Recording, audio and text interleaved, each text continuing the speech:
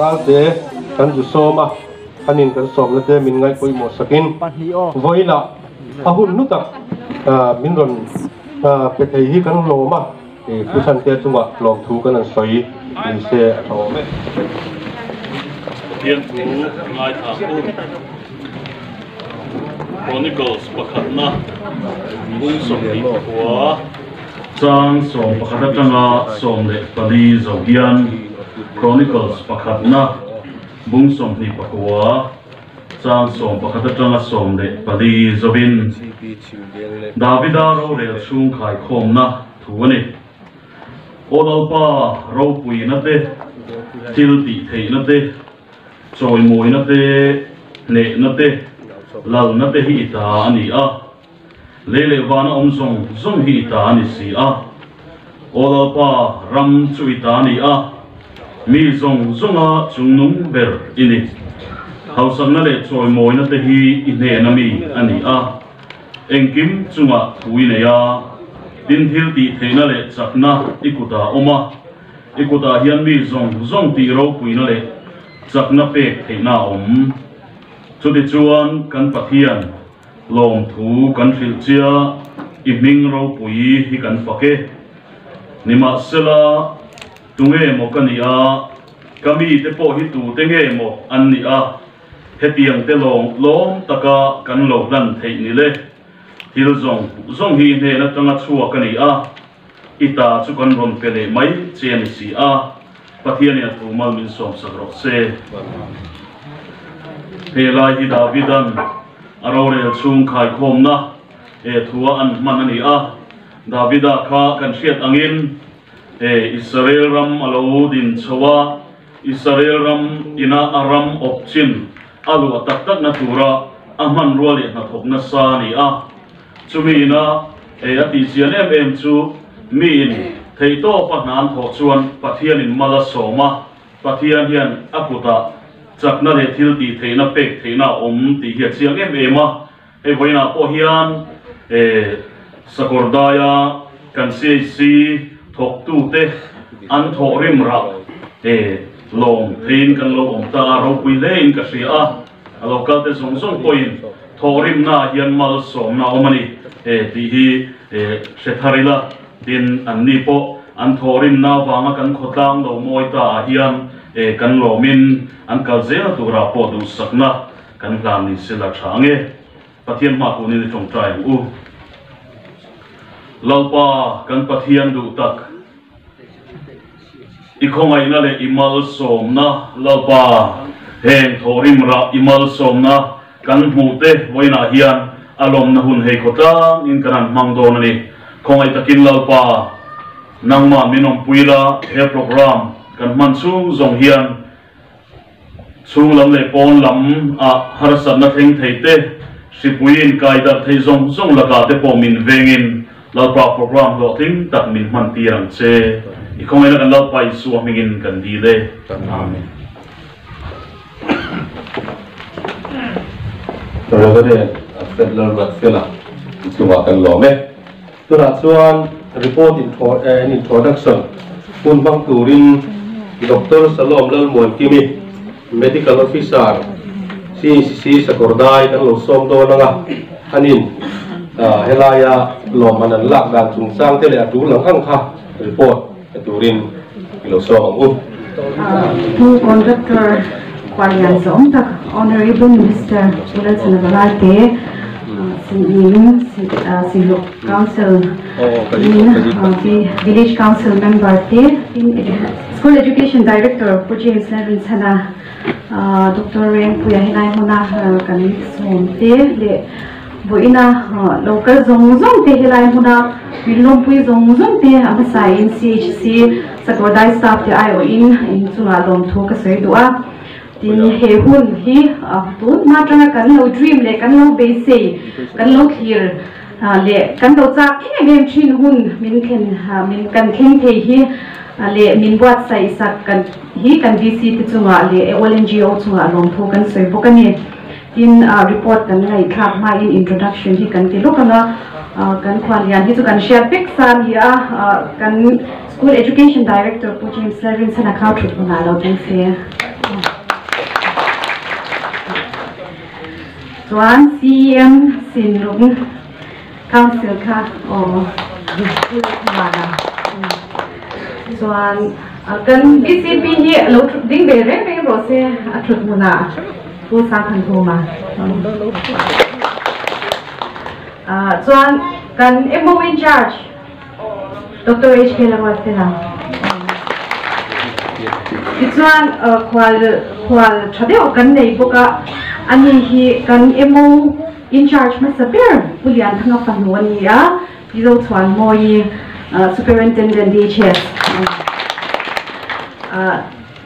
alo kalsia ban run pharmal me se Dr. Banarem ko ya kan MO ka swata chuan Sakordai VC member zongjong local tikha ko ni thut muna kan lo min lo ni sakula Tuiswal VC local ino memo o in thut muna min lo din sakula ban lo par tai ula local kal o kan lo mateo NGO lamatrangin YMA lamatrang local zongjong te ko ngai takin min lo din sak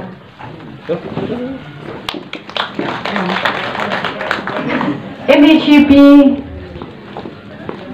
o kan lo mateo MOP ai zo la tranga ron he mi bun lo chin na local zong zong te kan som te kha ko ngai khoi la mangin kan lo ateo Sakordai CHC staff zong zong te kan zawai ni lo dilo khati zong kha ani me se kan ti mai te po awam chuan ni ngai dam na kan di la he kan buina kan lum na kaya ka chumsang hi kan soi khotanga kaya ka pikum sakha sakwa somkwa pali khanin Central Ministry of Health and Family Welfare chuan in agon introduce tanda chuan chumsang ni som paruka hianin CHC te hi kan tel ve ni kan tel chuan kan han blind rem khopa chuan ma se pakhat ni kha kan tum ve thaw ni khami tum bo khan chuan thei top khang kan ti ve a ma se kong kha kan bo khop me ya chuan commendation kha kan la be sha ma chu ta po chuan in a to per na kha kan ni phat sha ma ni chuan kumsang hi som pa sari kha arun her chuaka chuda chuanin kan pu thar Dr. Banarem pe howin kan han che ta tak taka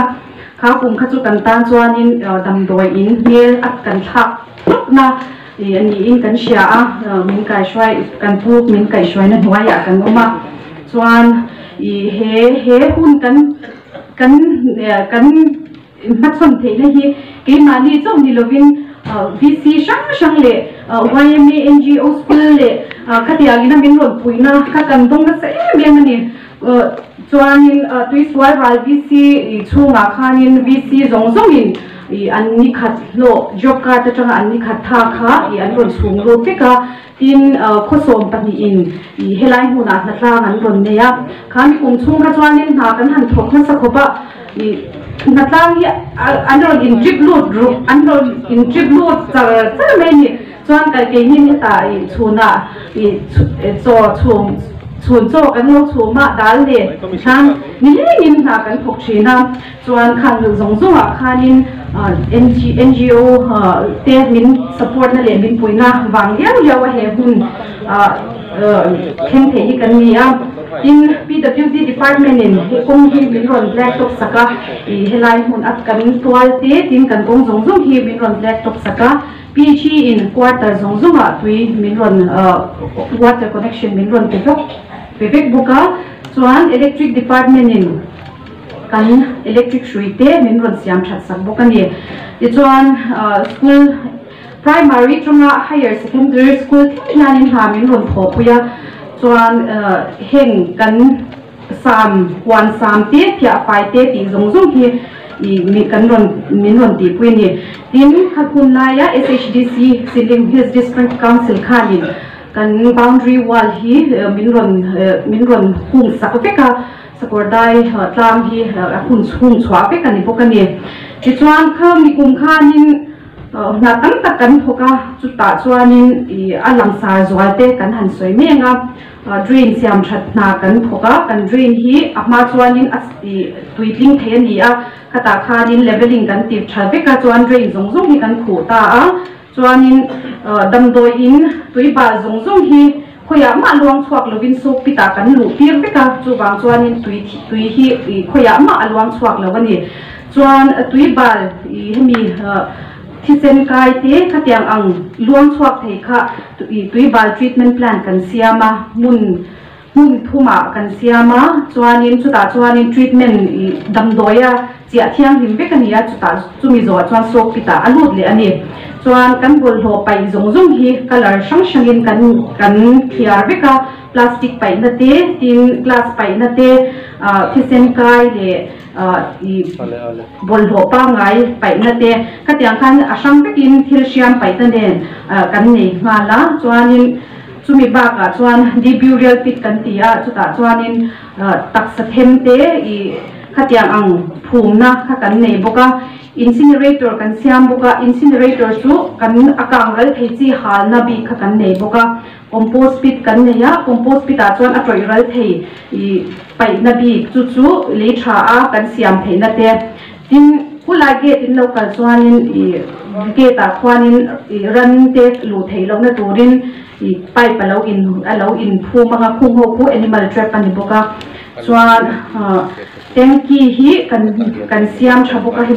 kungsang hi som pahya kum hian chuan khalai green area kan ti khalai hun kha siam vek boka nia ama chuan khalai kha oi thapek ania leibung kan thiam ngat nu la khang te poka amam vekin kan siama kha siam than boka nia chuan kan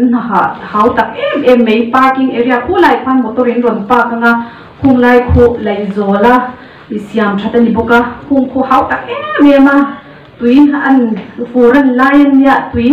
an dia ka khatiang khanin tui dia theilo khanin thatak tak alut bokani chuan sangi sompriya ta khanin kami trum khanin most important kan donga chuanin longman tahina kan la tabokani chuan sangi sompriya ta hianin MNRG sa trakin tui tengki lian de min ron siam samboka heta hian liter sing sari sangli zani sangwa pani len theina ania chuan PG in sanitary complex bathroom hi pale meichia in thiarna min ron sak bokani chuan sangli sompriya hian most beautiful longman kan la le bokani nahi kan thokna sal tuka kan soi seng lo zo kan hi chu alian tham chau karon soya amai ro chu kan tha kan sen na sat e wa hianin ron soi lo hi ka do sia are de le kan ni pon min lo she thiam don ya pakhatna kan don hi nge ni kan VC join khotlang le engki mina min troi omna hi an lo the lovin hemi heng tia hi wa hi ya tuna 2019 a khanin pakhatna kan ni khanin beyond hospital boundary and ita chu hospital pona na tho na kha an ron kumdanga an endik mei pia lama khan hospital pona kan tha tho na hi an ron endik ta chu wang cha akhotlang kha involve kha lo ngai ta chuan kaya kal pa hian mak za thuma puwa chuan mak point kha point za thuma uma point khan ze hian mak ni khau aputa ni chu wang chuan a in ele a hau taklut tuk a khir boxia nge ni han tram ruwa lo chuan ti ngai na hi om lo renga ni mo chuanin he 2019 a hianin hospital boundary kan pona kan pen chhuana te kha kan soi le lo kanga swatch marathon kan ne ya hi 2 October khanin heta hianin high school khanin ni ron join om na same em an ma ni wang ya he hun hi lot lingania tin police department te po chuan NSS ten tang kan tang ruala swatch bharat kan ne ya tuiswal higher secondary ten po chuan pu kan khwalian voi kan khwalian pu chan dama thian in kaya kal in kwa cha na ta ni cheng sanga min pe a ama koi mak ni hi basaka mak ni kan hu bokan ni din kan lo man pakhat na tel viet ya kan sai tel do boka chuan rul moi market so kan ti faya bazar welfare te ne nin tang kopin kan thian faya kan ti fai boka tin abul vela drain te kan khai fai boka chuan wai maintenance Swachh Bharat kan nei boka chu hospital compound le khutlang kan ti fai boka ni chuan VC te nen VC in kan request again khutlang ti fai hatlang khamin ko saka chuanin chuta chuanin point kan hu pha boka chuan slogan writing competition government to Israel higher secondary school kan baneya chuan chuta chuanin kan team kha kan marathon team a khanin kan manghengya charla dakhom charla danglam na siam ro ti kha kan team kha ni ta bokani chuan HSC hopo hianin kan request an ma ni nen khanin kan thokho boka an HSC Day a khan culture program kan han neya chuta chuanin Swachh Bharat mun kha kan han nei le bokani chuan Swachhta Vidyalaya government to Israel higher secondary kan baneya an nge ni an campus te kha ti faina kun thatak kan nei bokani chuan kan heng ho zong ba ka hianin ama activities tam tak kan lati ya chuan tu na hian pakhat na kan ni hianin 100% da kan 97.7 kha kan han buthia ta chuan pakhat na kan ni thei ta boka chuanin adang le NHM overall champion kan ni le hi tung khuma Dr. Renpuya NHM lam he state program manager telamina anron introduce thar ania heta hianin ti shanga kan min te na nita chuta chuanin khetai damdoi in chau khani to lova kan bial zongzonga sub center kan health worker te kan asha te an activity zongzong kha an enta ta chon point an peta zela chuanin khami a shanga point an pe ka afaya gon chwa ka mutam ber kha an nitani hei chu kan in base sei lo lu tu kan ni acham chu ka ya kal bela kan tonga adang kha chu tiagin en dikan yang ti po ka kan ring lova amero chu tikhanin an han bela apo pa sakor dai ka pakhat ta kan ron ni ta base sei lo lu tu kin pakhat na kan ni ta hian kan lo ma tin heta an te na sang te chu pakhat na chon RCH ni ta reproductive and child health ni ta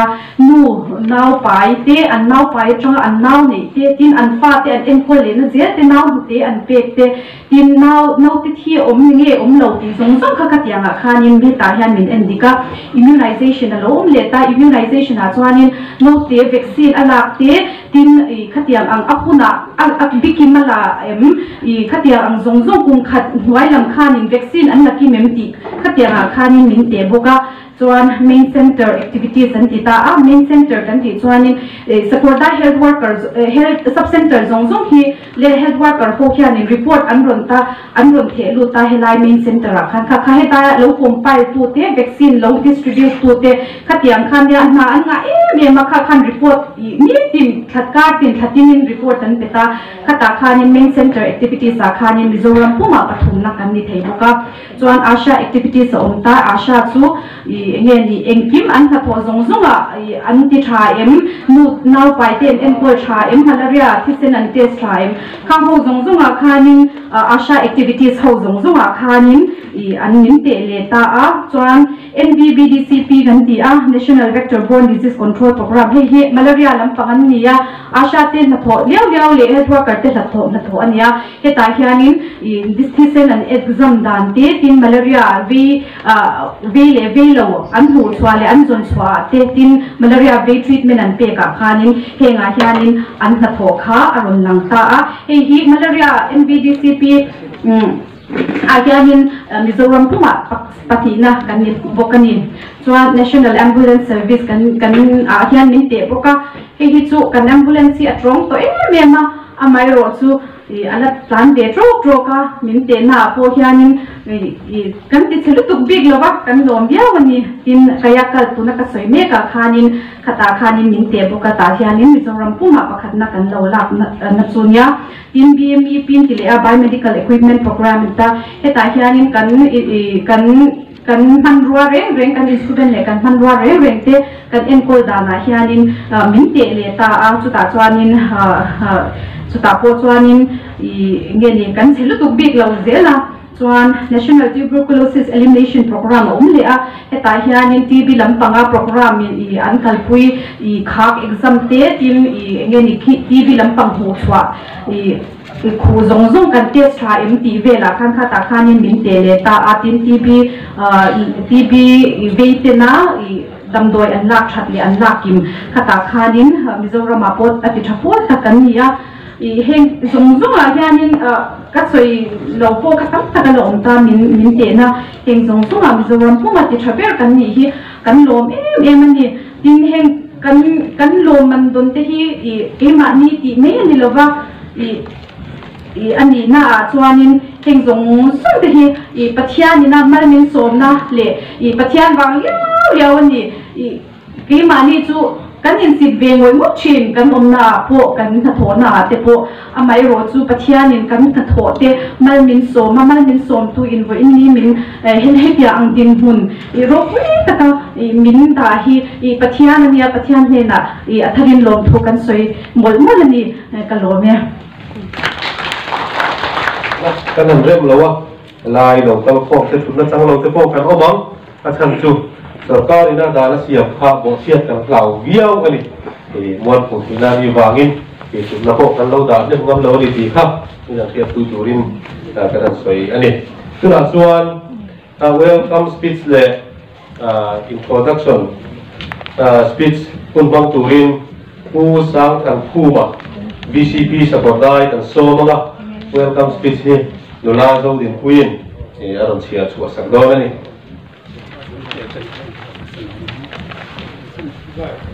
welcome speech kan zo kuna introduction speech toy te kan manang welcome speech khian du tak teu voin hi ni chin chia ta ga bani te lul em wangin mo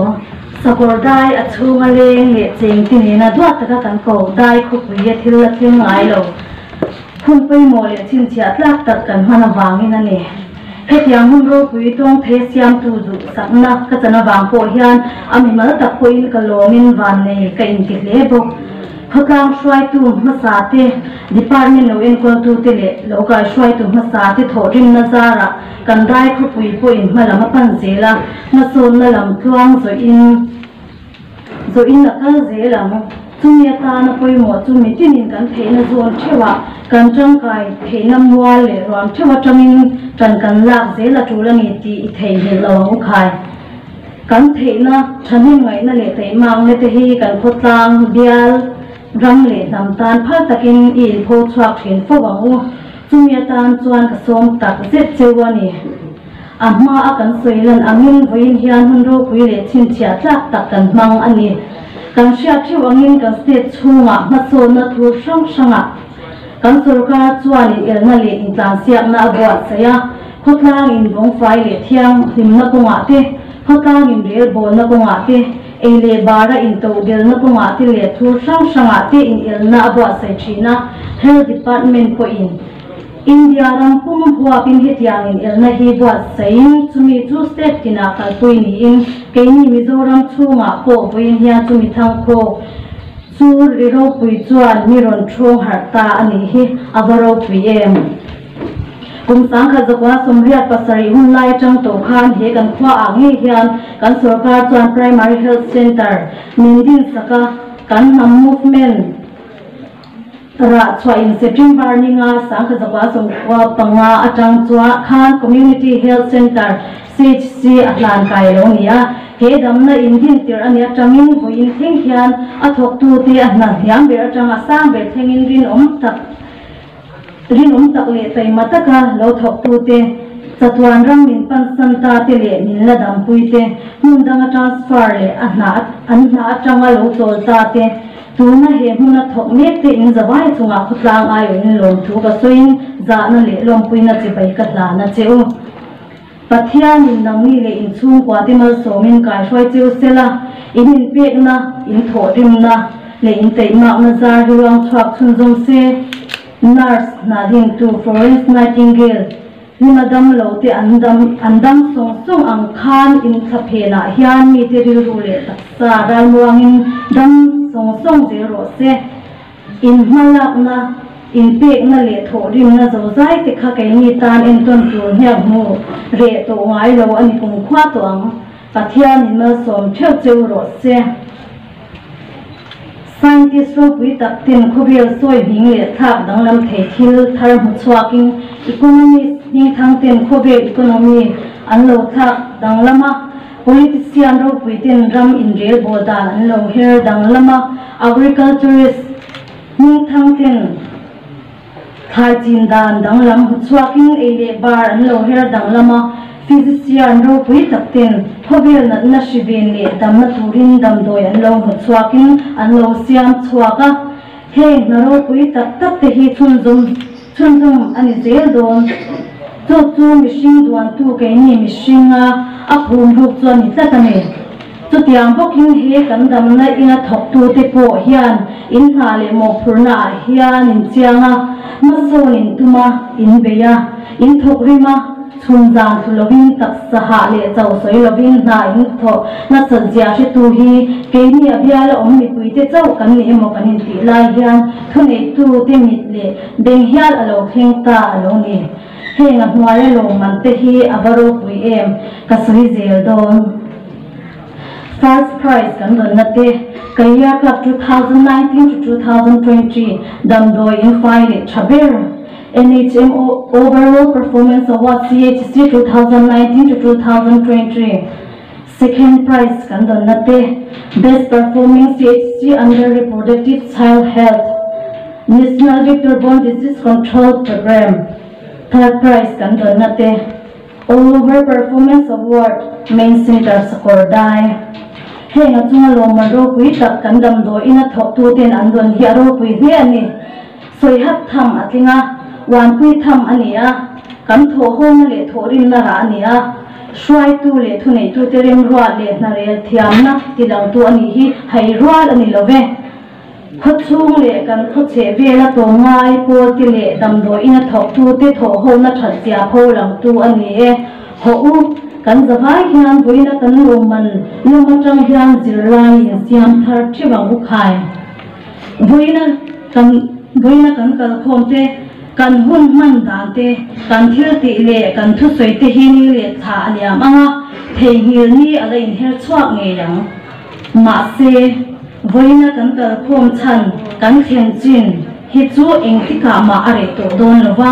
kum phwa in gon nu ani to don re thelo thei to ngai no tur su na siam the piang hi mi ro pui le van nei an ni thin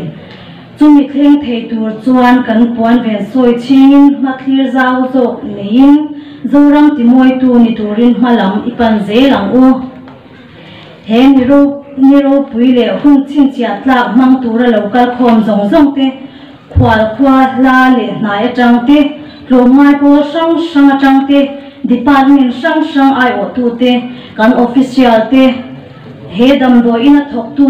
doctor nurse le a thok tu te khochunga sombik te in zawain he hun hi him taka mang turin Sakordai Village Council chuan du sakna sang ber kan hlan a cheu kalome sang than khuma VCP Sakordai introduction speech toite co conductor bia te minister za hom tak le wai ni ai mang tu te zo no ko do tu ka soya wai ne in soi se oi lo ne ren ti lo ne a ka tuam ni lo se chu ti lo chuan he kan the ti da ne soi se na tu tam tak kan le wa ngen VCP kan ni thawa he dai kho chu ma hian kha ka pon ma sa ngai ni anh ấy đã chăn tệ cái này phải dễ đón thế mà mình lông nó tù ra hiền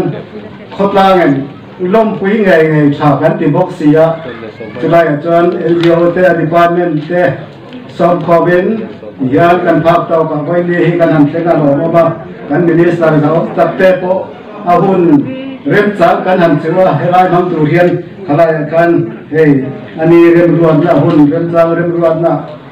quay đi kan hành thế à chúng ta làm chúng kan sai ni sẽ là cho lại cho đủ thứ sao bên với nàyกันmang thầy rồi thì cho cái gì COVID-19 thì bây giờ vàng thầyกันhốc mới sẽ còn đại hiện thầy này sẽ là cho có cái gì ảo luôn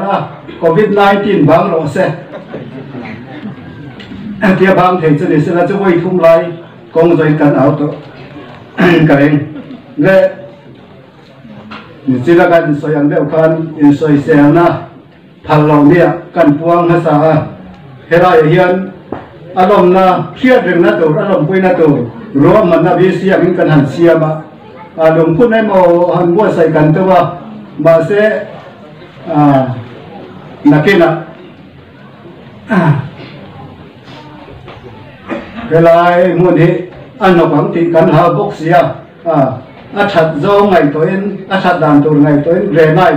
bằng ngày hiền bên mai anh cần kia alom mình làm thế khác cần hành bên là cái lại là hiền tại mistake này là win cái mistake không mà phụ em quỳ phê khá chuẩn xem rồi mà sẽ cần đúng không mày disease control khá program cần control thế là phụ nó khá khá cần là xem chặt ra cái ngay nghe khá thì làm khá cho khát nhỉ tổ sẽ là apa đi na chuan hey akot lang akot nó ta rồi chế hi kan đủ đó na dia mà sẽ ahudin azir lo kan ti tàu kha in soi se na thấy kan jeng ta lo ba kan yang kan lai rồi buat sai tu ten nghe mò thế thì phóng xuân rồi hiền rồi buat sai tu chu thế lai su tu trên so big ten ei tur ti na ne lo a dai chin ei tur ni khalai kha helai om lo te po in lon tha rong pa da ne chuan a roi bo sai tu te po khan wei ne hi chu soi sel phal lo ni nia lo na ni po chuan map te kal set a tu lo tiang de ko ma lo ka te po kha lo ei tin ve lo in soi sel ne ni lo ti kha min an chiat pui sa la khatem huna kha de tang an kal da na pia ko kat om da na pia ko i lo na ni ti kha min lo pom sa ka la gan tu a chuan present chung cha khan he present kan nei do na ma sa zo la ma ti do ni ma ka tia an lo la an ti do ni ka tia chuan kan present chung cha hi ka hi ti sa ti ka soi phía mất sở dầu cái này là cái nào con anh đi chu chuẩn tiền anh đi chu chuẩn tiền nên lâu thì lâu non hey con cho doctor puren quê anh đã thầu na hay là hiện tại thắng số gần ngay à thắng số quân gần làm đâu nè cho anh tôi nói đi doctor phần hệ thế anh giống mà anh lại hiện tổng đầu puren đủ sẵn là gần làm đâu nè tổng đầu quân gần về đâu nè kan minister za om ta khi cho la ni angin lang ni na pa chi kan lan do na ni mi dang te po kha teng khan adai zelen helai ron ka te kha teng khan program kan mang don pati fu lo om point kan puan to kha in soi se phara ni lo ka lo me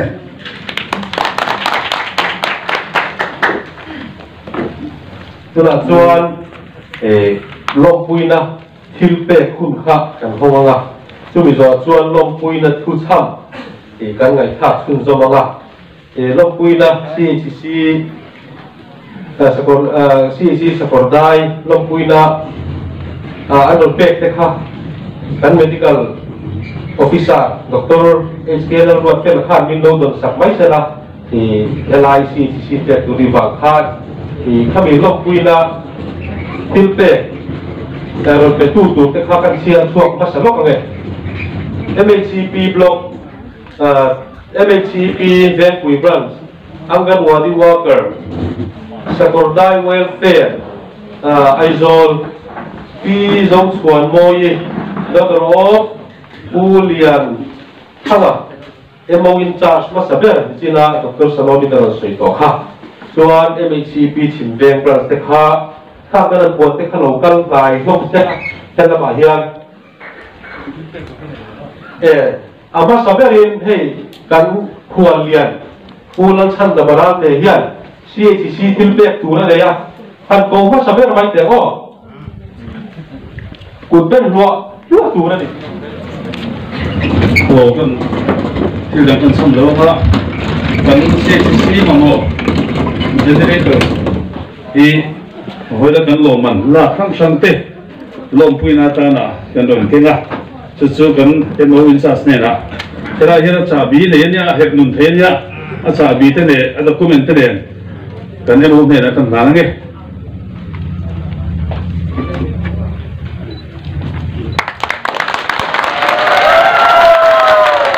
cái thế à còn lòng thế mày lẽ tu là chuan rồi cắm chung giống như là MHCP block khác hẳn cổ mà sao biết được chúng mình do MHCP Vancouver branch chuan Chin Veng branch đâu in riêng lệ sẽ là chúng mình do chuan join MHCP để khác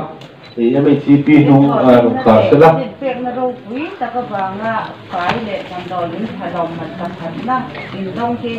ta còn đây block MHCP cho nên lòng quý ta có rất xua lòng quý nan hệ sinh thêm để hi ta còn đây block MHCP mình là nó thêm MHCP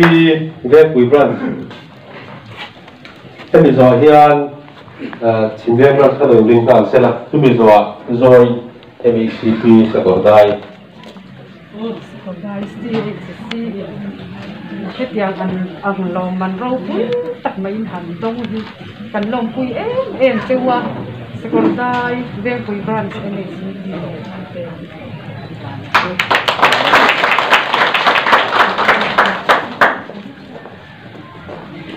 Chin Veng branch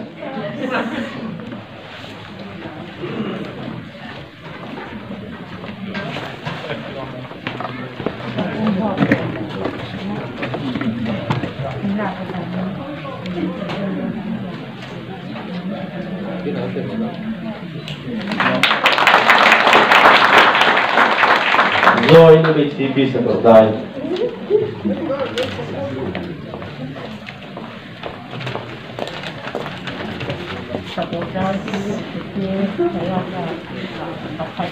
là có vợ thì vẫn lộn lên đây mà về lộn cái chỗ này về Anganwadi worker sẽ còn đây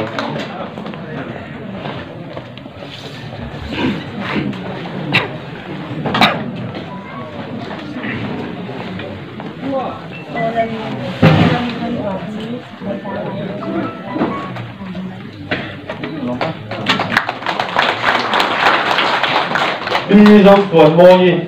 Ulian Thanga Panu ama Ulian Thanga ni Sakordai Dr. Masaber ani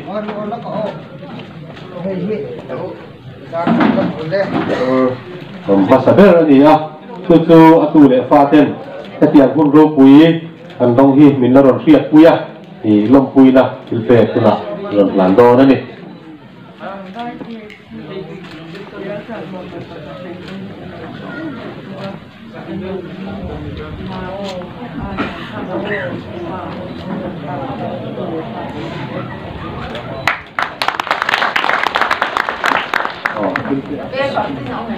CHC Sakordai din hun thakak mai ten din hun atheng thei hi Sakordai welfare aizol chuan kan lom puya kan lom ani ti lan ti dan he lom puina sai te som hi kan ha ne Kan sam azia tu RK khoi sing ilo theng ta mo mi pui rong bol tu zom damnarun pui dai kho pui community health center kuthing me wa je bai buk che do ma ina arem mol silo an soi COVID-19 shipui wangin thinlung takin bo bik chibai kan buk chia joyom tu officer te kan lo lom a cheu ti hian ka don thin ising nun lam tuang ipian le murna thla tu te chenin nang nge hi ilawni nan pa session le bel ruat chu isak ming chawbul po khovel chandam tu amoi luane nal chandamaral te Emmanuel kan nena pathian yang kan nena reng thei lo ma na kan thinlunga chengin re theina lakata min chandam ro amakle zel mange puzom most beautiful award dabna runin adon kumle bial mi pui ai o turan na thokor iha kum in mil thap maite ipian kumle uti ni kum in ante sa ko pui thiam chu chuak ve kara lo piam unaw palizinga fatum ber hilo ni le zer ti hi pa le tharau thiang him zat chia ne na rang ka chak bot i mu ti hi thil nung pali ten soi kher ma su se kan pi flora tung trai chana ani nge yang puzom han hoi vela belai damna ron pui thok tu nar doctor le nurse tin pek na mani in phatin athima var thulova an thora fiber loman andong thei hi sarkar chang rel aswal ngai lauti i munge yang hi han thei mai lom ni fumigator khol chutin dai kho pui kan him nge yang min shwai ze lam che puzom COVID-19 shipui ling kara hian dai kho pui le damnarun pui tan hian ni chin chiatla lom na ni ya shipui dan na vaccine zoram ta na dong tu sakmel kan tong doctor Valereng puya puzom he lom na ni ro puya hian van nei kan ba intm director pujem slarin chana iron shwai hi min sha thiam shang te soi lovin kanom theilo ani chun le zuwa zertir tu sikul no pangthung lu hai riang ruan wanga smartphone nei theilo tan online class kalpui abahar sa cm ma se mo puzom kein van doina kan ruat ahmangai la dalan tir tu tia kan lam kan thai ve theinan board exam ma chhan tur zir lai tan mal som ruwa sortir ram te khai atok bera chuan hei hi vong reng nam che puzom inun khwa shuyang sei sena shwai tu mau sian atiam ram kanan shwai thleng ang khan min shwai thleng nge yang che zoram ko chwa thar ado me so yani tuna chuan kan khwa lian kan lo som do to na kan khwa lian pu lan chan maral te adu zong soi turin tuna ya di lo som u pu conductor kan cm yung someone at pa director of school education po James Lin Chana ang BCP MO let ho pui staff song te Dr. Valereng puya kan hun sermang tu kan pastor alfetale party headquarters le Silong Council kan ho tu te khotla mi pui voina he hun poi mo tak si sakordai tana ni chin chiat la lom na ni ya pun poi mo man pui tu song te ama sain lom pui na chi bai de kum than chi bai ta bu ka cheu hoin hi ahim alom ka ban ti em tha tu na than sam ngai nom tak ngai kan puangin an phua moi ta kan chiara kan ngai tha felop ang thim mai thil tam tak te poi kal de ro le nga la an thu han chama thil then khat an ma mo han soi ta kha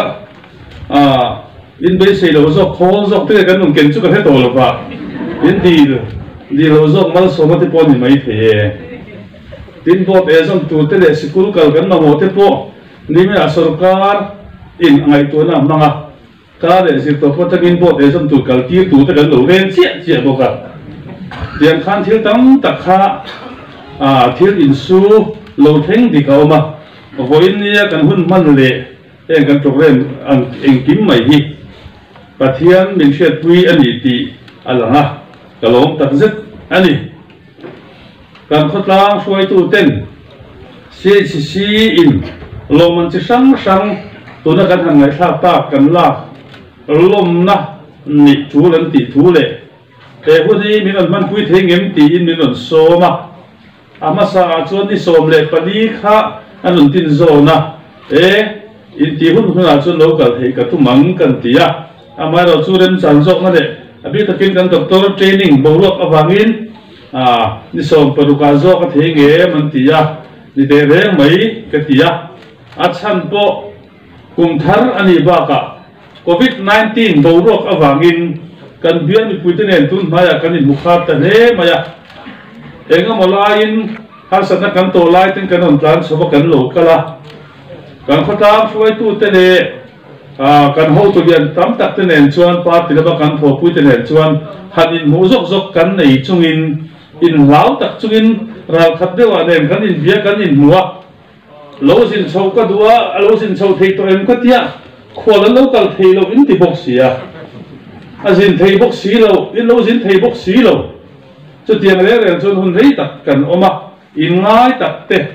mason na ma chop tam tak kan nei ti ho tu kan nei po kan si puya wangin a chuan chua chu ti khara chuan lo thei lo kal pui ngai te po kan sarkar na thok tu pen sang sang thok tu te kan khatlang khoi tu le NGO ten thei ang chin chin in han thoka si pui awangin kan tlang dung hun eng ma chen har sana kan han ne ya sakordai ko chunga te tin kan tlang dung abi takin da lo ne solen bora te sia wanga har sana na sa em te thokan lain kan tonga kan tlang dung atanga khol sin theng re po ai zol deng tam taka bin khen chat du lo lai po kan nei ni min min thin thik lai te po kha kan nei ni ma seng pathianin kan chong trai na achanga yang hian kun cha khovar alo lam chanta ni in ka sia maso na rabi kan tu kho na tur ko ma te thil tam taka chak zo kin ma kan lo le thing nge an ti be si na ne thu ma the kan sui ani ei voina kan lo man la ka hi kan han lom hi a phu ka ti kho maya ro pui ka ti hetian ang kan don theina turata na thok tu te abi takin CHC chunga thok tu kan doctor kan MO te le an thok pui song song te abi takin lom pui na kalanin ka chuang ani in thorin zia in beina san zia report a kan ngai tha a bengin kan lo the thin boka amuna local point damdo in le a chevel fai thiang him tin in rong bol na sata thom thang kan lo the thin sarkar changa kan ti tu dam tak kan ti tok lo le facilities tha kan pek tok lo chung chawin kan nei ang chun man ruate man po wara po kan dai lo chung poin rong bol na sata in kalpui kan lo the thina kan thamwan pui chewa dai khopuya CHC kan nei hi hetiang taka in lo chei vu in lo tip moi zoram siata loman pakhatna kan han la thei thil tam taka loman kan la kha aro pui em vek rualin hei voina kan lom zinga ka thin nung min ne tu le sei bel kan du chu kaya ka dam do in fai le cha abi takin ka soi bel du ani fai hi changkan nani ti kan in zir tir thina slogan moi tak om thina bason tu chon fai hi angai ni kan ti bok thina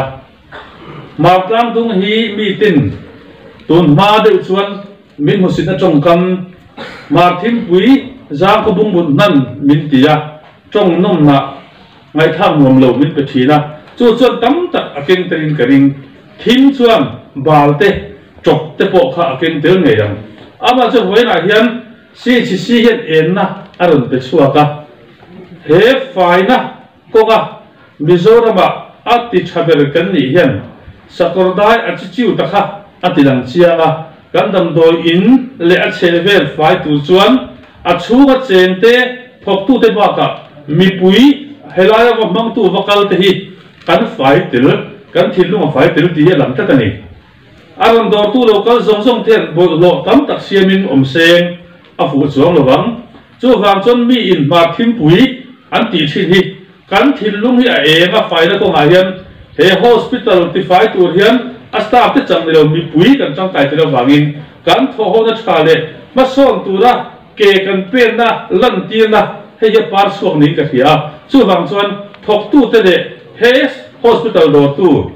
mi pui te kalom puin kan thilung chang kan na ma son na he hiam ma son na ra bi kan ra tu kan kal ko nga hian kan the ni ti min mu ti ra lomom ka chi tang se ni kan loman la tam tak te kan hang ha tha he kan mo phasa doctor ba na reng puya a oman wal ta ko in to congratulate tel du a kan fiat angin doctor reng puya rei tak helaya min howa kan BCP khana ben son doka kan in thafung lo te ang a chunga khotlang nen kan tho na te he dam do in ma so na tura a be na te a thiam na kan ni pui ta na man zong zong te kha kan sia a pi po ai ga ma chen kan in thona mi mal taka reng a hi kanau ka ti ve an no ton te ta changa kan chian kan nau ve tak tak alo ni sa boka ka chuang khop mai Mizoram Sarkar po in kan Dr. Tha kan nei te jing mi ani wangin kan uit em chungin mun poi mo zo ka zau zo ka rombo turin kan han son tha a sahuai chu sahuai ve kin ron thak le ta Dr. Fela alo oma en salo mi te lo om sa chu an ni hi ban het tak klom takin lo om sa kan thok tu kan nar ste tin wa kan sang te ho na cha lo pan chuak ta a changin hun thim chep ta kan han tong chuin voin nia he tiang ang hun ro pui kan han ton na a bi taka a kai hruai tu helaya mo in charge te an thin lung an ngai ton an in pek na hi a ro pui em ka ke ta wangin mi mal ang po in lom pui na ka lanin kan sui tel bok ani tin voin a hian kan health minister Dr. Aral Thang Yenan Nimina Khan Mai Chana Le Amai telephone in Minon Filto Boka He Kan Loman La Thilung Taka Alom Pui Thule Chu Masay Sa Chu Mi Pui Ma Min Lo Pek Saktache Aron Tiangin Kan Health Minister Ai Opoin Voida Kan Loman La Te Lom Pui Na Kan Doni Ti Hi Kan Puang Hal Bok Ani kan sama khan kan tu soi tu then khat min chou chuak tu a oma tlem kan soi le tiang ka soi ri zong tu kan tuk lova ke ni hi chu thu kan an soi hi akal tu i lak lo ain ka puk choi chom ze la ding hota eng wa za paisa hi kan lo ni boka he a hian to pa hian in zoram ko chwa thar ti kha atang kom na ron manga kadin ma chi a thut tu no mani min ti har zo tu o mani wena hian pathian le mi puite zar arong bona kan nei le kan tho pui party lama nemo village council an nemo sarkar ha thok ta ne na he hun toy te kum hi chung mo a kan tho chung hian a tak takin kan hian na tho tak na hun kan nei lo kum hi chungin kum khat covid a vai kan buai to Silong Council in Thana Wangin hun rei ta ke ni pe chu model ko to kon ta kin min dang chu ba ka MP in Thana Wangin ni na tak ka tho thei kum ni chu hian thali thanga ba ki kut phuarin kan omani am mai ra he ti chu hian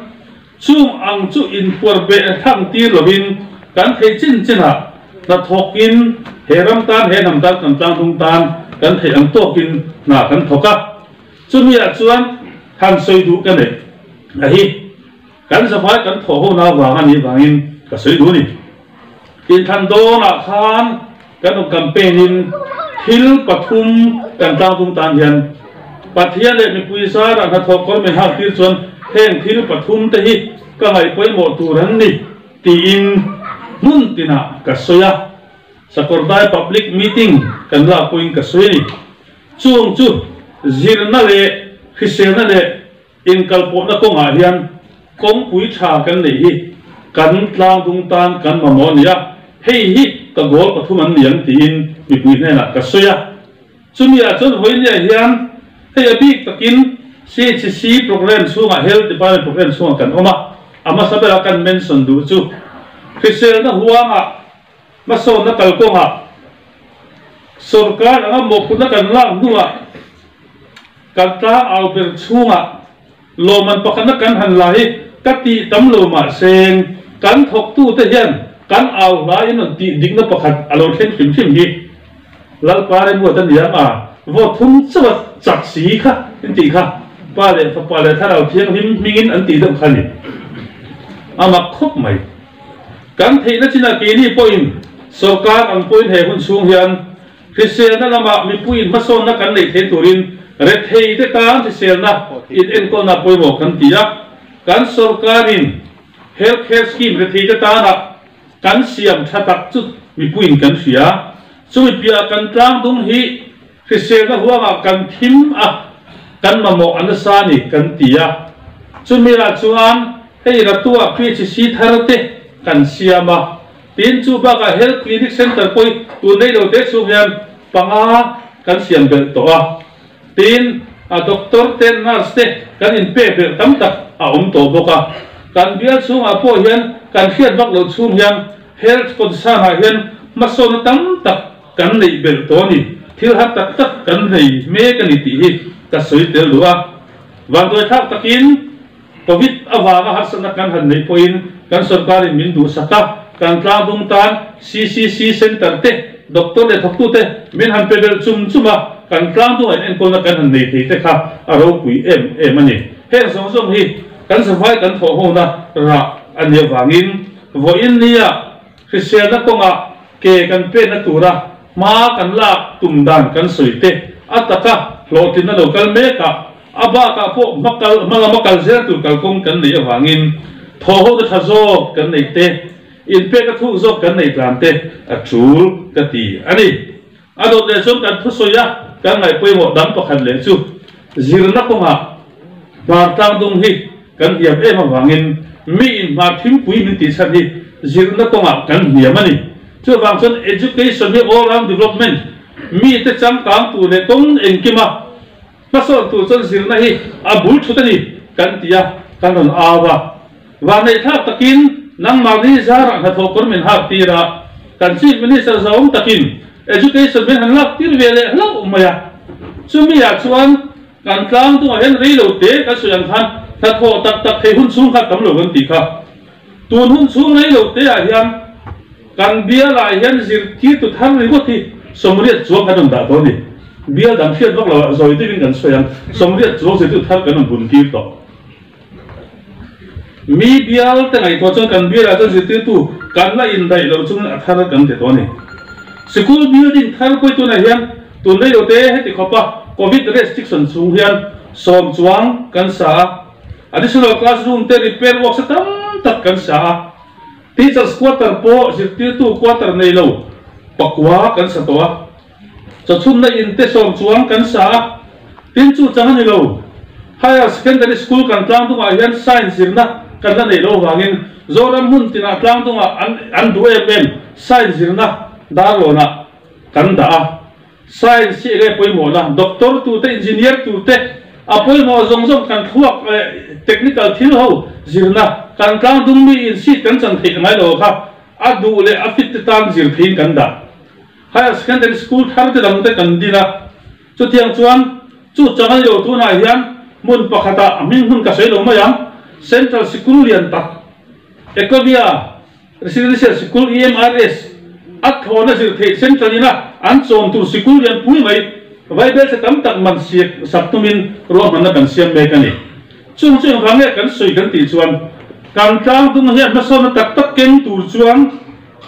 zirna kan ngai poi mo angaya bial kan fanga hun tina kan kal chuan an ma mo ber chu zir tir tu hian ni number 1 vek mai ni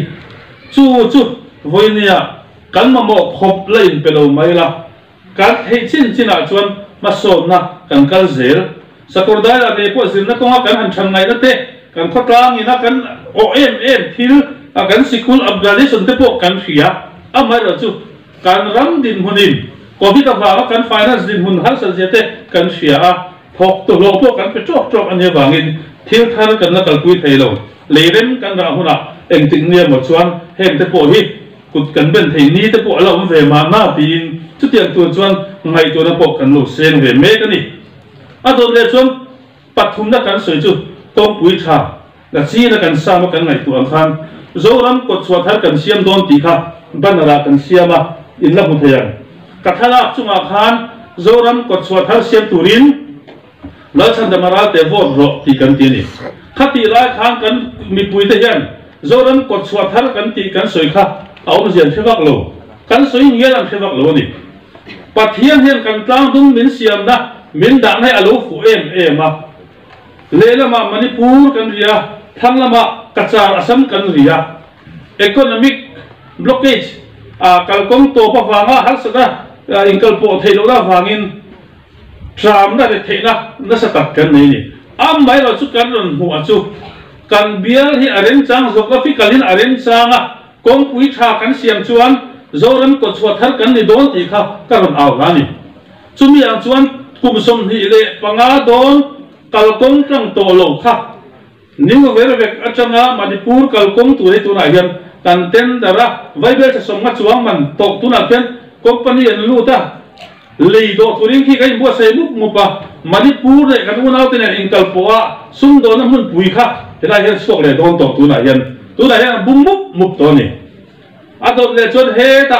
kacharam ne kan inkal poa tur baga kalkong sakordai kaltanga he ta mau charama kal tu rakha kan survey kan beya ruam mana engking kan tia compensation borok vela wagin tu na hian clean kan tang lowa kan join VC tele NGO lamten min ti puya tu na hian khotlang hun apal tang tu te po compensation lo be sei lo sam ro na so no min dan su kan tia chu tiang tu chuan national highway dian chazok I min pal tang theinam kan bu le bal thar te engkim man zo kan thal theina tu te zoram mi pui tam tak ei bar alo luwa lir thei lian ni min kal taka engkim kan tia zoram ko chu akan omni ni in helai tang tu hi kan chang tang don ti kan mu ni chu tiang tu chuang kal kong kan rap me kan ni chung chu in thang do na kan thu tiam kan soi kal pui kan tum dan pathum abikin voine yan he sa ma hian an non soi ka ta wangin ka soi tu lu tu lo kha kan soi ani chu tiang chuang he hun thara borok thara he tiang ang hun sa kan han neya ta thok theya ma son tura ra pi rap tura kan kal thei aro pui ni pathianin hun sa min pe aga kan ma heng si pui te kia nga kan ram economy te po ayam kang le nga mi pui nol pui ta na sarkarin ekonomi kan diam choi kana tu program yen pui te po siam chung chu ta kal pui thei lan kan ha lela kan mi pui te ka theina ta chan suai hi kan tum lian ta kani chu tiang chu voin nia kan lo kala kan ngai to na om ani atom na kan tie he kan soi tum ber tu kan subject ber fai lo man kan lak te hospital sa kan ya kan lo man lak te atlang kom na lu le sam kan du ani chumia to kan lu du chu fai hi chang kan na ni kan tie kan soya hospital fai lo man kan la ta mi pui thin lung po fai tan in kan chang kan tan kan ti mai chu mi pui challenge ka pek du voina kan VC sakordai 7 VC engmazat in mail ka muwa hei ka ngel du chu ni Mizoram sarkarin kho fai in ela lo man asiam thin kan tlam dung he fai lo man kan la lo tun kun sawayan biate ni mo khodang mo chantura ngai su hospital le a cheve la fai to pakhat na kan ni a sir ti fai le mai ni thinlung lam chu fai kan sir tan to le voina hian he fai lo man kan la hian he hospital le cheve chau ni lo mani compound na fai hi chang ta na bulani fai hi basom na kalkong pui mo ni ti thinlung pu in he loman kan la ahian ke mani tatsa kan riuru kan tharau nun ti fai pia kan chen na khovel kan chevel ti fai turin ka insom ka ingere ni CHC Sakordai mipui bire theizo rombo na tonga intho na kan zel tura du samna kalana chu kalome Okay, Minister School Education Department ichua kan lo me kha tu tha tak tak non soya helai biar tala ina tote aro kui kan ti im kan chuanga ichua lo thu kan soi no le ni sela tin hei voila hian Education Department tok hi Sakordaya kan hu mania tu wangin kan khiat to nu po ni ma sela Sakordai ta vi khiat Kodang en kol school pati kan ne di ti kha ina khiat khar sak le sela kan duai tu kan soi lang le ramani in failo man la tu ko khan khon chung ko pui tha te hi kan ba ma ko em ti te kha ru ruwa lo la ga tu dia ko tu min la ti sak le zel kan be se ko kani le tu la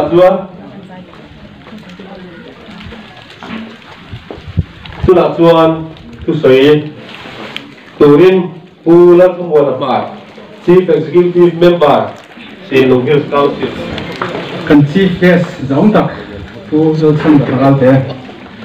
Minister Education School Education Department Usang Than Kuma DCP Sakordai Pu James Norin Chana Director of School Education Reverend Alfred Narot Fela kan hun sat min hun sat tu Dr. Banal Rengpuya State Program Manager NHM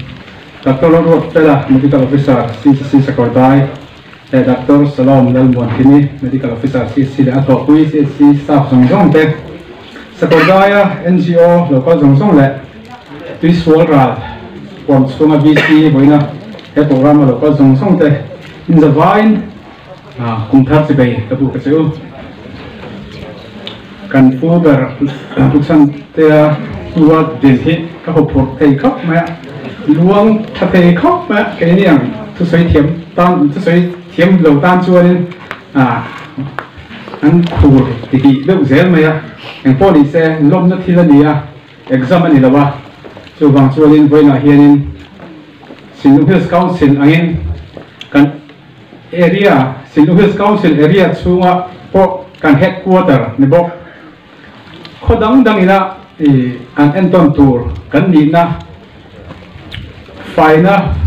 lama loman kan dong he council angin kan lom ma kan suang chu ni ti ka Sakordai CHC kan MO le athok puite le BC te tiamin aka council ai oin kan soi ni se loman he pathum lai kan la first prize te second prize te overall ate kan la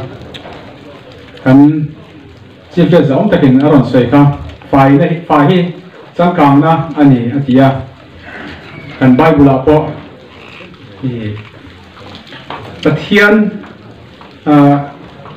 pathian tu ina min thila po fai hi pathian anna ti te kan ram father of nation kan ti Mahatma Gandhi poina angai poi mo em tuna Swachh Bharat Ilong chuan ate po kan taksa mai ni lo kan bil ru thenga fai taka heram le kan khuwa kan ram pum pui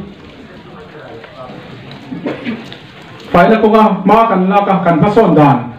taksa fai kan huna fai chuan kan bil ru po fai aron fai don ni ti thereng chunga he program kal so zela Sakordai CHC pakhat na kan la he kan lo ma ai bisul tu te po soi to lo nga kan VCP te pon ron soi ta CPS te pon ron soi to doctor local doctor heta lo masala tuna omnek te an impact na an thorin nara boina hianin heta chumin lom tu chuanin program kan mangania boina hianin soi tu atamanga ka council Silong Hills Council kan member pui EM le member te po ai poina thahen tak kan ron tela chung zinga kan soi thel thelo ka soi ngai nula melody chung zeli MBCHC kan council kan thu changa ron soi suak tu le kan ne ang I vom lut ve ngu an mamonia hei chanan lana sania tia rotna ron siama council tang pon kan ne ang tam lo ma se seng sing thum monita ka pe mula melody in rotna tang kan han ti ve a rong han noi tak na tur felin chu lawa thil dang dang proposal kan han siam nu la ma se kan council tharte ania budget kan la nei lawa tun sarkar thara hen budget te kan lenga hel lampanga kan council mo phuna kan in pe ti ta mala tu abultan kan nia kan mo phuna kan lak dane ziren nakin zela kan ti changklung zela nga chuta mo phuna hel lamala tu ulan du tlang apo he mani zinga he lo tel theya ani phei chu mani loka party omna lama du sakna dongin hengai block apo ho tu ber ni na han changa ni po wena het lampanga council ani ania ani point thil dam tak soi tura ne yang malak na tur te po suang to na leng kalpui dan tur te po wa man na ani yang ti chu karinga eng po ni se hey bul council bul kan ta ke ni po kan ti tur masale no nong tur shelo kopin kan online angin na chena kan sa mina son ron soi ang khanin kan bial tu MLA ulol chan dama ama ker helai huna bipui le pathian du sakna zarin helai bial tu adia minister ron ni le zela anni tenen ama kai foi na in ama leadership doya thei topping ma kan langa dona ron soi ta ko fai ber ni na ti te po ka mi na ti thei chuan kan ti thei ve ma azam to lo ni hemi dam do in area hi alien ve ni dam do in area tiat vel kan han ma kan han lak le chuan in tuna aron soi challenge ron pek te po ka kan ti thei ni ti chu han ngai toila a chiang re ni ti chu ti kan soi kan ti hi du ani fai ni ringina kan mamo mason na kan mamo chu khisel na le zirna le kan ezon na kan economy ania khisel na ko ma thei topin mo putu ten anan inan la hey kan an rotlinga zirna lama ram puma kan education minister ber biar kan nia a report tam ang khanin ma kan an la chome kanga council lama tang kan thei topin ma kan han levenga mi pui elai kan economy bulin ha na tur kalkong zoram kot suan thar anon siam nuwa council lama tang enge kan tho veang kan ezon na kut na tok tu te kan ia kut na tok tu te dom kanan enge kan ti ve theyang ti te po i council in ro mana enge mon sat kan ne ya mingin DPR te po kan han the tha covid wangin delhi kan la kal thelawa kan file te po delhi lama file pathum vel kan han thon thaveya chung te po chu bo sui kan nga ya thei topic council area chung na chu alien lawa khwa tam lawa kan ho phur lawa pathian in borok tha minan pe chawa hey vaccine te halo kheng chawa vaccine te kan la zo huna chuanin Pfizer le in quarantine le hatia restriction kha akian huna chuanin keini point phur taka kan ruwa manna kan sok chote kan han ron bo zui dona chutianga chuanin tura kan council area thalai lekha kan zirtira sarkar na ringot kan zongte adiklo sarkar na lo po thiamna tam tak e zona tla ho mani ti te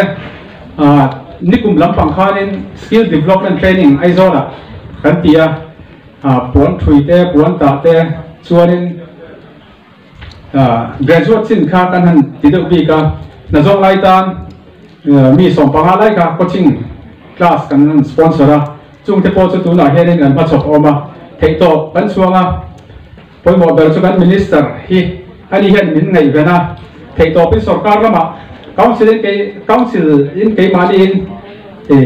ro mana siam vak mai la sarkar lama min lo kai thoi tu le sarkar lama min lo backup tu an lo chuanin ka khai lak thea ase kan bial tu MLA minister hian min phut puya kan malak na te ko hi thei to bin min so puya tuna kan hospital po doctor in deilo na tuwa lekha te official kan han siam ma chung te po chu kan han khena kan minister bula kena pathian zarin doctor te po haram pu ma in deilo na sabio ma se ke ma ni kan fual bi ka kan bial heta tal hi chuan CHC pakhat chi kan le St Luke's Council area chunga heta hi chuan bial dang len min te khin lo mai ro ke ni chu kan ma mor asam bi kan ni ti te point ma kan la han la le zela nga chu ti nga chuan malak na tur tam ko maya tuna sakordai CHC ina heti nga loman kan la hi kan khodang song song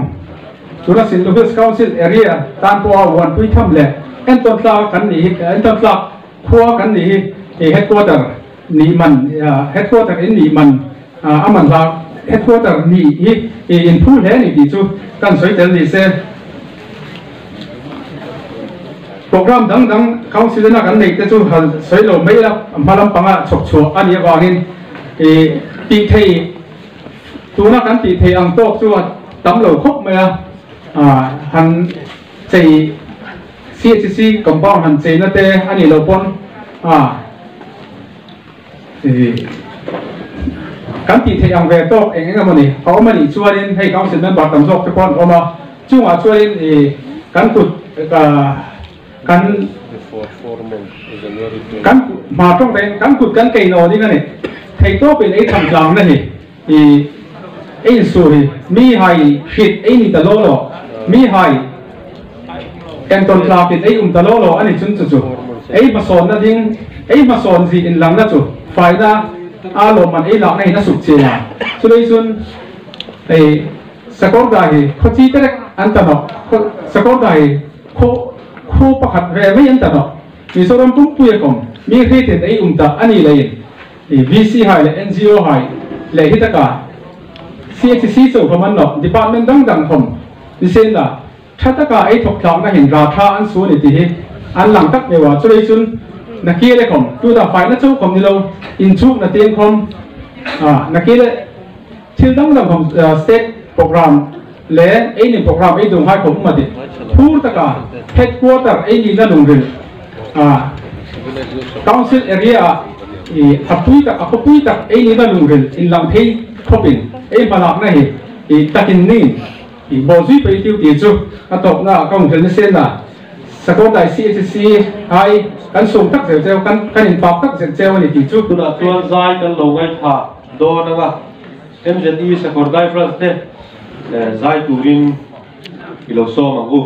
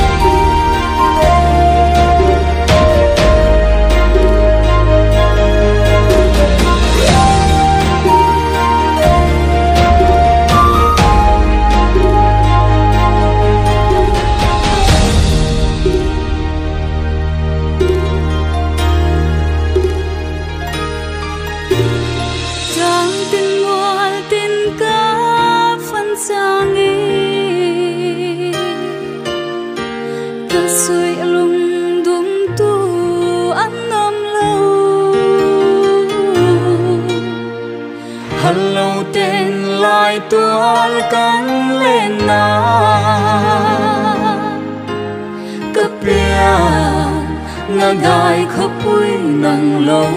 chu lên thăng tên gam biếu riêu ru pu ti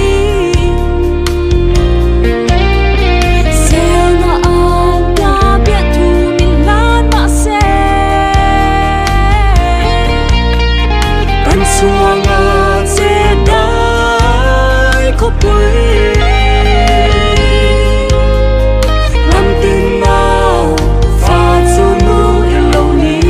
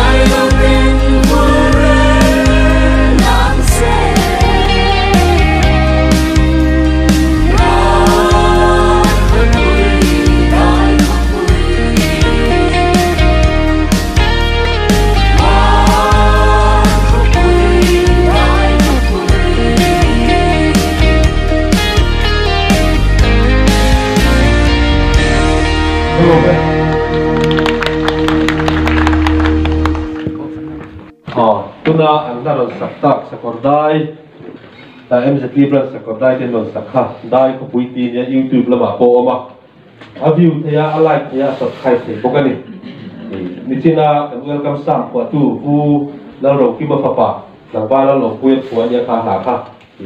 ya pa la tu pu ya po dai ko pui ti niya sa Korday dan so na ben ani ala ka do ta YouTube pa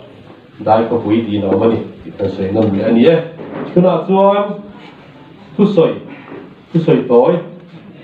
kan lo ngai khane do to nga Dr. Van Lal Reng Puya the program manager kan chites ulal san bamaral te kan director James kan Sin Hills Kompite NGO BBC kami takin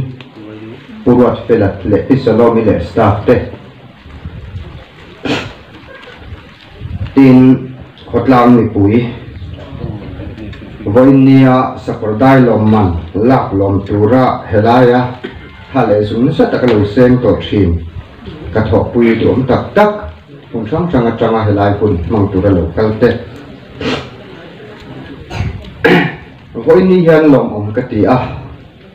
ka hluk abulani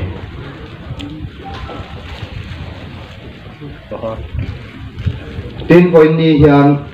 kan vain kan thin lunga khria ila kati chu hei hela hian war yan thanga ke pheichon ka thami alawa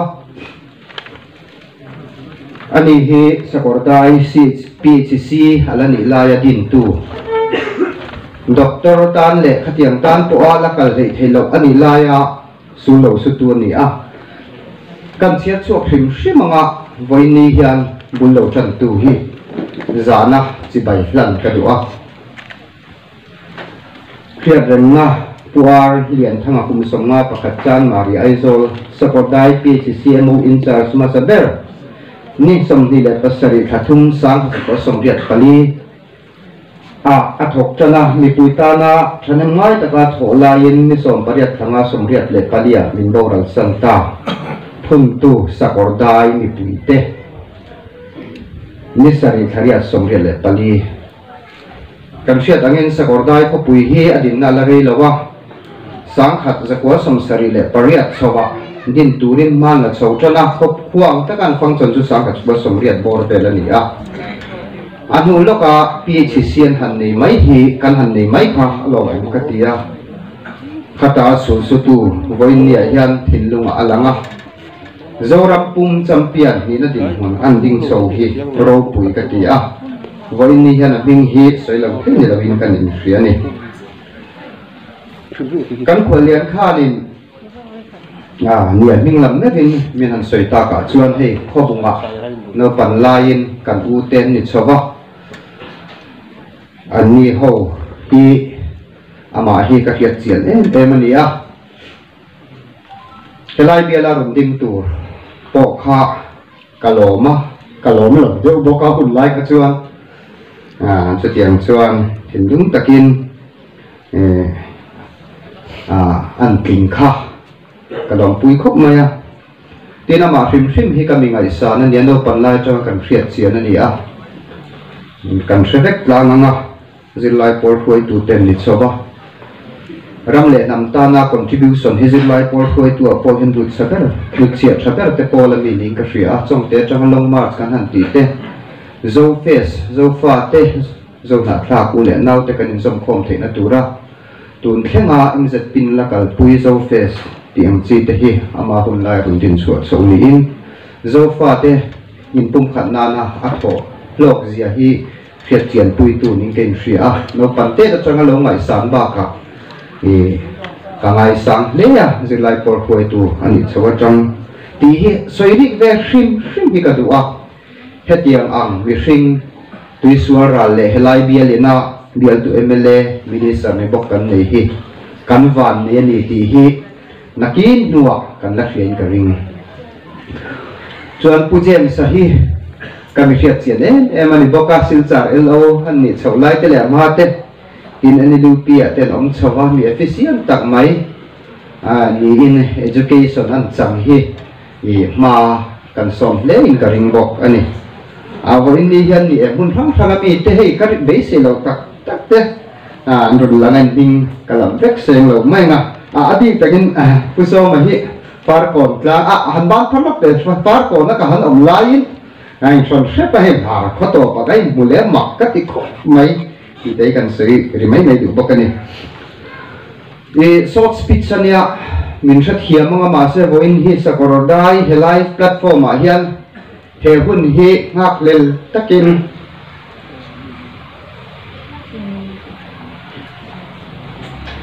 cần thiết lang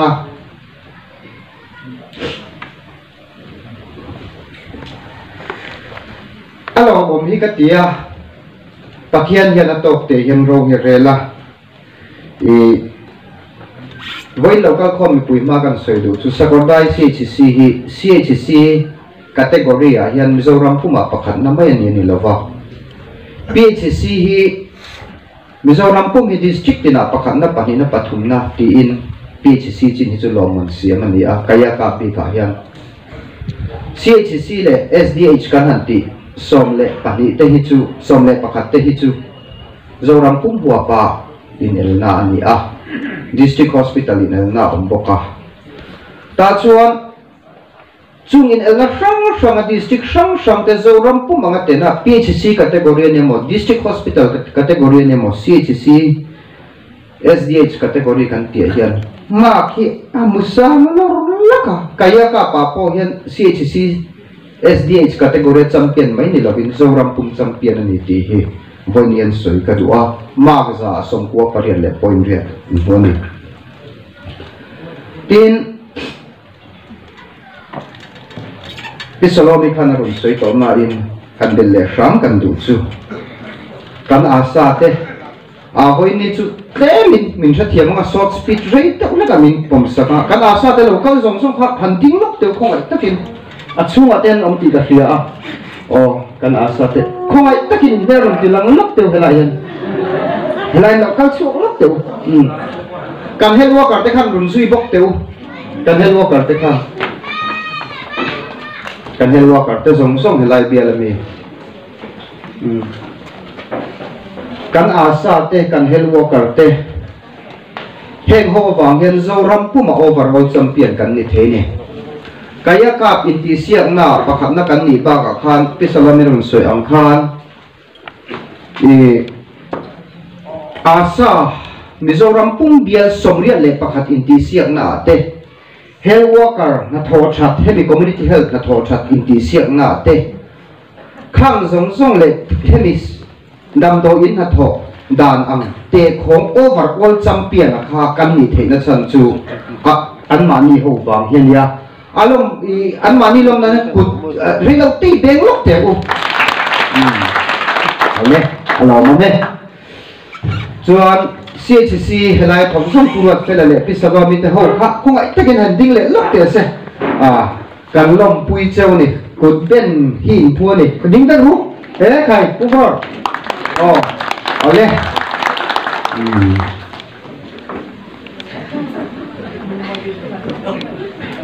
voi ni hian lom thu bak chu soi tu ka helawa tuna kan VC le NGO te tunang hun ro pui tang mai buat soi hi thinlung takin kalom tak me mewa sakordai din huna hi aruk tak phei chon hriat na rei to viawa kalom ani nukhya udani voinia hetianga tuipu tuisuaral huapa lom na program in siam te hero pui katia covid bawro phei chom lo se tuisuaral mi puin fi la lom vut an ro thiala ni chutiang ga chandu da na ni voini platform ro pui tak mai min siam sak te hi lom om katia ni tin tuna VC ni mek kan khotlang phoi tu te ba ka hian han soitel nge ni kan du chu khelai tlanga dunga mi khwal tak hre taka kalo chho la ya khotlang poi tu an ming chok kan soyanga an khotlang ai o alom thu soya min pom sakanga kati hun la ya Sakordai BCP pu fa ka hilo kaling ka ria han ding lok te se pu fa ka khong ai takin ka mu le pu fa ka te pu pa ra te helai kan VC ho chu pu fa ka khan te khan ai han o mai se notice khodung se pulal sian lian ate thingsa ta pu thin lai ne mate new ver ka pulal biak tuang ate tin suai te ate nan te ka han ni chopa tin lung sumatang tumnaro puyate puro puyate dam de chang pulal suan oma vai tin chang puk ke silal fala khopura chang tubandal ruatate pudo thanga pural do thanga ching hunte lalen sungi zo khothiang te zo muna chang pu silal hak lian ate kal sang chang pulal din puyate tin mau chara chang puma enga pu HKL eng moyate NGO zong MHEP kan pangpar moy tak te min phun sak tu ten ni MUP tenan phak ang to kin mun phia te le thil chi sang min pe a OMN hatlang bang lova ni za in lona chang khot tin VC in sumteron tho kho min Sakordai VC pe chuan cheng sing ruk chuang lai mai bul min chan saka tin abik takin a khane tun nia wangin Sakordai VC te hian ni za in lona chang hian helaya hianin soi lei theilo hian asum le pai tu na kan soi ba ka khan a chang te le tha hotlang ina engamon han tinin Sakordai nang ni lo zu bung ru tiang chia an han ti te khang zong te branch YME sang te group YME te school sang lon hatlang vut boka chung te wang chuan tun din huli theng thei kan ni a tin a department ang zong in PHE in tui kan han har san zia chu kan minister hi hian ke ai hin la chian lo ka ringa le lai local khom te hian tam tak ki chuan tui har sa tak hi kan ni ringot mai ni correction te pakhat dekha mi pui karami te kan dot vea tuna hian 50 mm pipe in cluster po mun lia da in tui connection hi kan har sabna ber ni ti kan han fight chowa khanga PHCN ha thok te ho in ni theng ma tui thadeu mai min la pezel thei te ro pui kan ti a tin PWD in metaling te mirun ti saka council la min pisalo na soi to na han soi rik vele ka du a fencing kan compound zong te hi waterproof warme sa hung chu te kan lia tin a hun lai bial tu MLA te tin RD department te khatiang khan uma sanga ten sanitary complex se mirun sak sakatiang khan kan zawaya kan phora voin ni hian kan long the ni heta hian credit han pek dik tur kan omlo Sakordai CHC hi a thok te hi kan han lom pui de ve chu kan han te chu ti rual chuan ke mani le ke mani hi lom pui na chi bai in buk ton tur ni ken sia ko ni hian aro pui katiani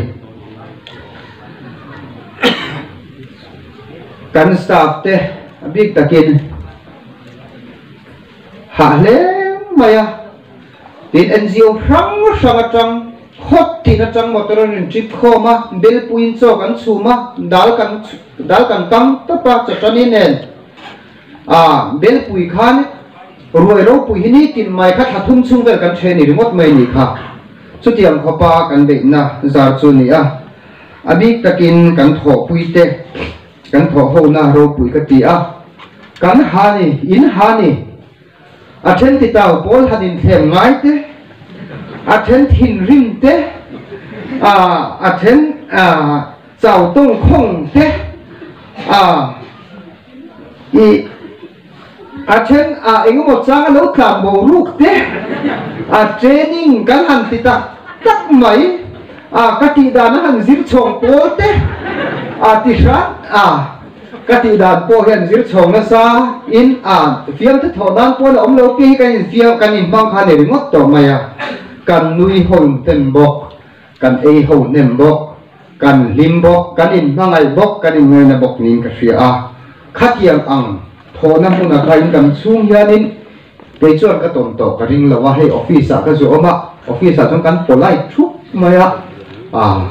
khát yang hun kha ka dam chung hian ka tong le angim o ka tia ka ngai ngoi ani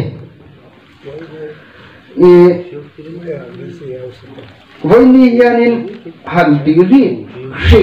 sim du ka leya mi tam tak ning tiri tur ma ma ro chu ko ro to ten ni a puja khu ma thing sa thi với ni han ka thin lunga langa cho wang ani hi bo ro to ne wang na ming hi mi mal ming han lam rik lo khram kan du na in han lam rik ka du a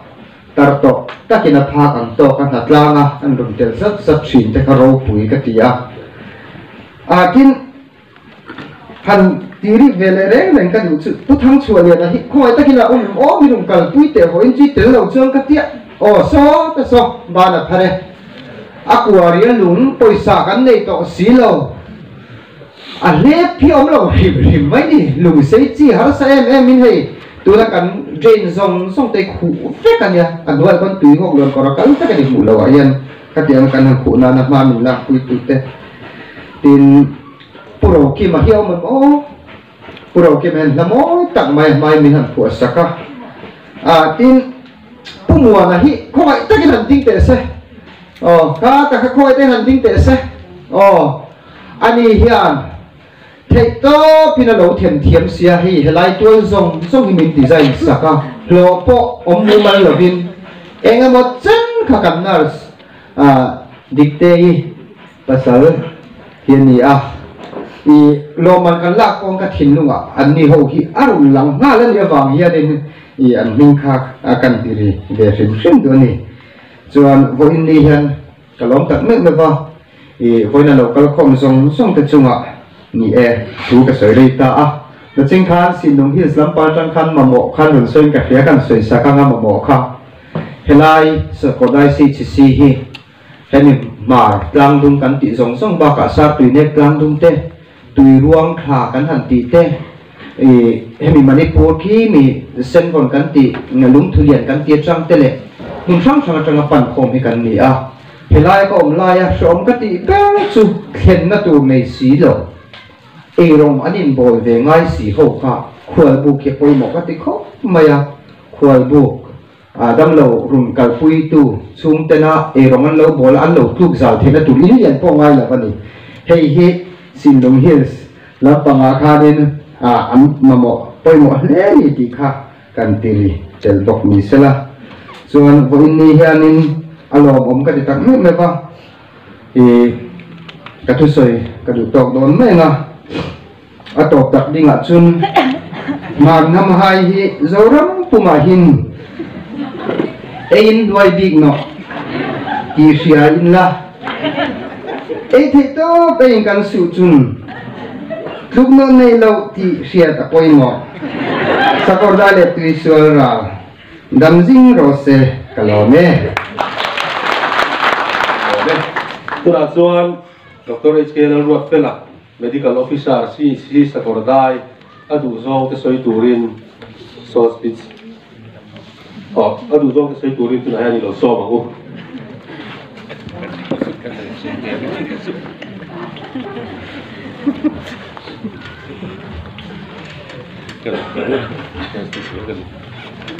ini bukan ngajuan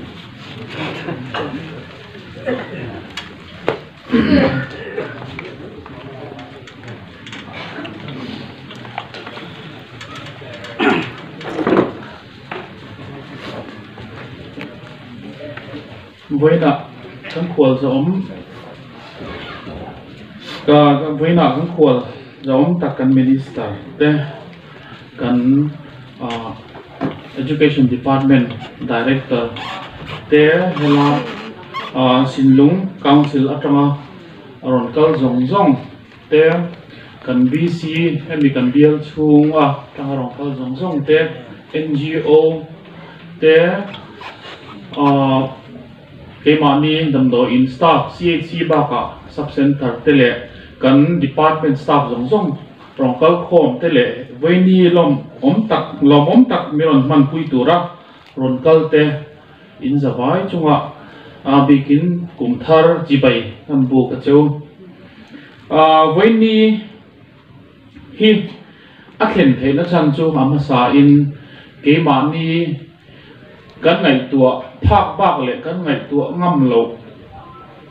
hết ta kan VC join VC tele NGO ina rem anor hiat pang ani a cái đi chuan kan châu lo tu lai covid boruak nen hian he tiang hun han puai pot thi kan ngam loin asum le pa ya po kan nei lo a tin a thiam na le han organize dan po kan thiam lo a ma se an kan khua helai Mizoram aron lar ta timayang kan khua CHC hemi khua om hian pakhat na te kan nei nual hai kan aron soi vek to khatia ha khan lom kha aphu hin kan ti sia ke ni pon kan du lutuka amai ro chu kan soi tong khan rem fiat na kan nei lo an ni miron rot jok ma miron poi hot sak jok hi ani a an chunga abi kin lom thu ka soya tin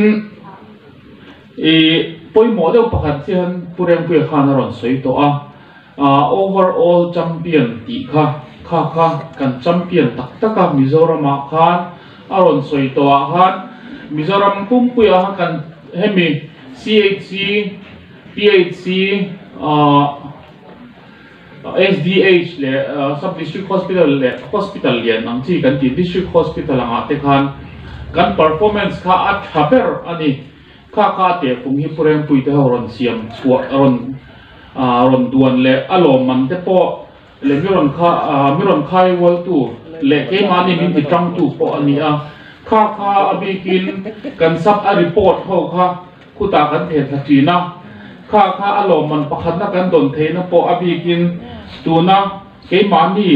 helai CHC kan milawa kan sub center tele ni china ron tin ti rang khan kan asai he lama han thu deu tlang puya kan health worker tele kan asa te ron thon report ron thon ka meeting khom kha tinu toi hi anla ron tin ti lo a omin ka sia a ani hian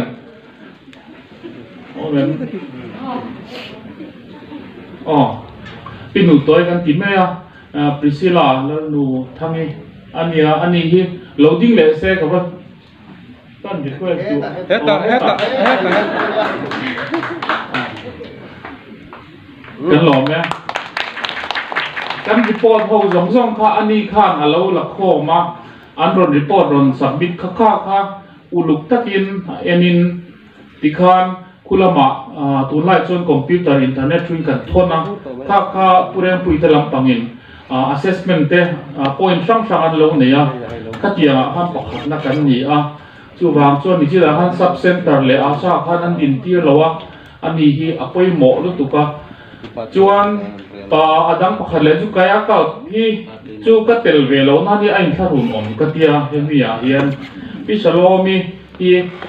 MO line in charge alak lai kha ania ke ka chu ni kumlama zom to ma ila aizol ma hami ultrasound training te khami ka nei wang khan ke ka chu atakin ko mi lo a ning kha ni maya chu wang chuan pi salomi ho liao gen abikin pureng puen lo tha thiam se 2019 2020 kha ani ho na noi liao a khan pakhat nei an la a chu wangin ka fak em a anha te po tu na po hei assessment te kan nei ko le do na anung zui in charge te kan ni in heta station a kom to ta a hetia te po hian an ni min kai throi jok ma hi ngai do na tin kan so pureng pui malam na le athil dang zong ka chu ke ai ma sa te khan in thla chianga tin ron soi to nola kha wang khan I tun din muni kan theng theya ke chu aming main posting and transfer wangin helai ahun lom om lama khan kalo oma chu mi a chong ke nga ya tim ke ma po kalom em a thil thalo lam panga entina kan ba mi ten thil thalo tin poisa choi ngai chu te lo ni se chuan a lom om vak lo a chu wang chuan lom man lak tu la tu pakhat na Mizoram ni tu ni thei tur a lom man lo dong tu ni chu a lom om em a chu mi min khen thei tu chu heta mi puite sakor dai mi puite kan soi tong khan le a kho che ve la mi zong zong in lo tran rual to na kha voi la hen ron lang chok ani mai chu wangin lom thu ka sei ani tin ni china khan pu kan minister som tak khan thil pakhat ron sei mai deuh le kan eng ka hria ke mani dam doi na bikin aron soya khan risel na le zir na le kalpong haron tia risel na ma han he ke mani chon ma kan han la tan in pakhat na te pok an ni ta a tin ama pon commendation award le best nge I best improve award ite ka tiang the kan lo la to chu mi ba ka I ama nu a an ron nu a thil pakhat kan nei chu ultrasound call hi kan nei a hei hi ke ni ai kholian tak tak khozol te khi site wall te then zol ko te an nei ve lo tin an nei ani pon a khoi tu an om lo a chu tu na hian ai zol kal ngai lo hian tu na jon ki ta ke brana tangin sol eng ti te dar lon helam tai lon pan char to a chu meron pan char to e ta kan lo screen a tin na tam tak a then te chu ai zol kal po a be sei bo ti maila khatiang do lek ang pon an ne antina zukal ta se ke ni pon ultrasound kolom lo ta se ati ngai na vak kan thelo wang ta ai zola an thon liam mai ma se hela mun then khata ta chuan ultrasound kol awang hian na tam tak kha kan lo enin ai zola pokal ma se ti in chung kwa nge ko sakna wang te pon om zian nei lo tu te le an su se an tha le zung an sum le pai le ko tlang min an puina sang an boi na zong nen khatia ha om zian nei lo tur te le thil nat na tam tak I abi kin kan soi du chu ver vek lampang he kan om nual langa an ni te po hi I kum rei fe tanga thil pakhat ke clinical de la kania heta kan mu chuwa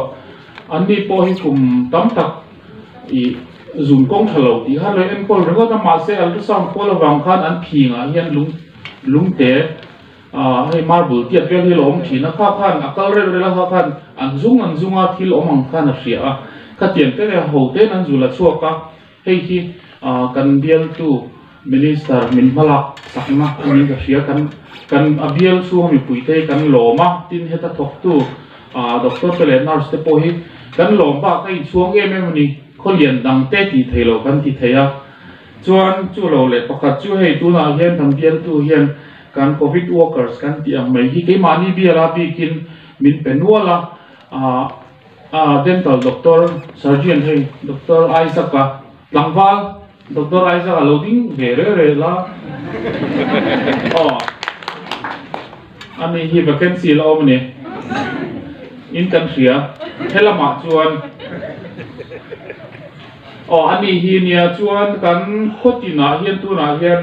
health worker min pe taruk min pe chu tu nai te thila ania khotina hian health worker thut mun vek kan ne hetiam hi kan la om hai lo tin Mizoram kho hen kan om hi karing che lo hetiam kil khor ti mela la dewa chim lampanga phei chuan health worker pakhatin ko som te an biala tu chuan health worker thut mun vek an lian ha tho te hian nuam em ani kan ato lama tu soi tu kan ni to soi tu hi to bok lo non soi do vek ni me hian ta thia ba se kan en wang hian voi ni him na tur ni ania kan nui tlem hian ka hre deuh leka lai lam pang thim deuh tu hian nui hi kan tum mani ka dia music te poem te han lam tan te poi hun hiawin ka thia chu wang chuan a bo ro kha a light zong kan la anga tu na te poi hian hei khwate a vota nurse te po an khur ter mai a chung lama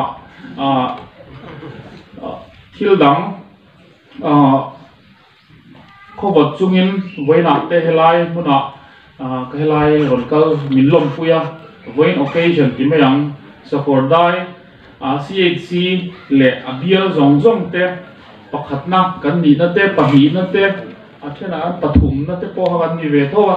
ka kan lan na sim mi ron lom pui tura ronkal khom te in zawai chunga lom thu ka soya kan lau ber ero chu tu pakhat na te pahni na pathum na kum lama hian enge o niang kan ma kan son nge niang pakhat nai sang chu ni thei to lawa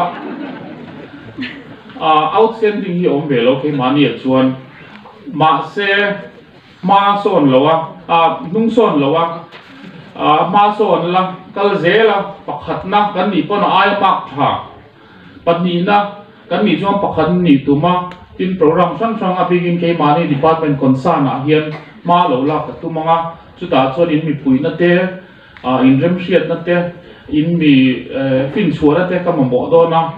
ke chu hei kan om train march ni som hi pakhat khan ka ron chowa covid boro wan la khan eng ma pon nei to kan la thok thei lowa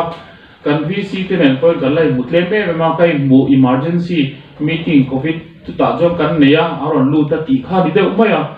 chu wangin in mi puina ngai do na chuta chuan in puina ami sakor dai si mingin kan tho ho nai ti thazelin karon ngen ani ato bera chuan voin hun te ka nuam taka kan mana nakina po man kal na zel tura po he kan hun man te min lut saka in athen thu soi na hun nei đủ tất bộ kan lo min kan ringa ma se ni toy do le chu tiam ani wang chuan voi ni hi min lut sak he hun hi nuam ta kan men theu theng turin in zawai chunga lom thu ka soya Dr. Rotela hati lo tin turte amma software kan soya tang te khati lo ting thei ngai turin du sang la da la mi khwa kenin turan nei lo ni ti kan hiat ti kha kan emele zom tak hianin an le lu min hiat sak reng che thei na anga ma min lak sak kha kan be sei ke da ni ti kha kan soi ni se chu zong zong chu sakor da ri puya yo lom thu soi ti tok lo se ka lo me dang ba la siam sa ga lo me ke chou hi ka lo hai ho se mo ka ti ya Dr. Rotela po kan lo soi sel rem rum maya ei pureng puyate Dr. Reng puyate local la khelai thok tu lui zong zong kan la tur kha ju tum saka o pura Rotela kan azu tum saka ni ti chuan an ho le na tur po kha tum sak le zel don lo min kan lo sia lo thun lo sei lo kan ni chu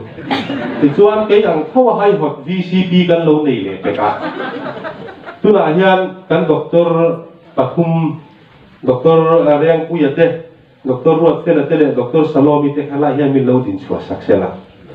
kha ni china soi tong kha kan VCP na thu soi po kha alo thei hil le ka chu program kha han khel theng khu mai sela anwa ma hi mong khi mai hela hian min lo din chua saksela Dr. Wala Reng puya kha thang suwa puan ba tir tur ani ya in Dr. Rotela le Dr. Salomi kha thelai lo om reng he na an chun zom na konga hian an nung tol do lo man man fan zel he dam do hian ma so zel do ni ten nan tol lo puan kha ba tir tur an thunga le ba tir tur te ka tu na thang suwa puan ba tir turin dulan la fiat pui diam thang suwa puan kha dulan la fiat pui ei thang berami he ba tir tur ta VC na lom thu soi na kwan tek che ani thang min chua puya wangin thang chua kwan ba tir ni tuna Dr. Salomi alhamdulillah la kimi mo Dr. Salomi he dam do in he tun ai tha ja chang chung zo king ka siam do tian tian nan ton lo kwan ka ta tuna Dr. Rotela apa mi ang khok khan he dam do hi pakhat na ni reng thei tura a tol go lo wangin ton lo kwan kan ba ti le ni sakor dai VC ten sakor dai VC te tunga kan lo me kan lo me